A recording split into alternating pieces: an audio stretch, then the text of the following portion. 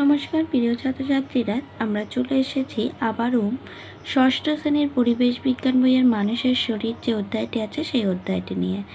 এবার দেখো, এই অধ্যায়ের প্রশ্নটা কি, শ্বেত রক্তকণিকা কাকে বলে, এর কাজগুলি লেখো। তো শ্বেত রক্তকণিকা হলো রক্তের তুলনামূলক বড়, নিউক্লিয়াস যুক্ত, অনিয়তাকার বর্ণহীন কণিকা, যা জীবদেহের রোগ প্রতিরোধ ব্যবস্থা গড়ে তুলতে সাহায্য করে, তাকেই শ্বেত রক্তকণিকা বলে। এবার শ্বেত রক্তকণিকার কাজ। শ্বেত রক্তকণিকার কাজ হলো অগ্রাসনের মাধ্যমে জীবাণু ধ্বংস করা। এটা শ্বেত রক্তকণিকার কোন কণাটা কাজ করে না, নিউট্রোফিল বা মনোসাইট নামক যে শ্বেত রক্তকণিকাটা আছে, সেই শ্বেত রক্তকণিকা ফ্যাগোসাইটোসিস বা অগ্রাসন পদ্ধতিতে জীবাণু ধ্বংস করে দেহকে সুরক্ষা প্রদান করে। এরপরে অ্যান্টিবডি উৎপাদন।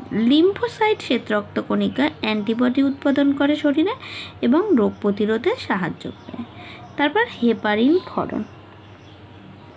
বেসোফিল হেপারিন ক্ষরণ করে, যা রক্তবাহের মধ্যে রক্তকে জমাট বাধা দেয়। হিস্টামিন ক্ষরণ। ইওসিনোফিল হিস্টামিন ক্ষরণ করে, যা অ্যালার্জির হাত থেকে দেহকে রক্ষা করে। এই হলো আমার শ্বেত রক্তকণিকা কাকে বলে ও তার কাজ।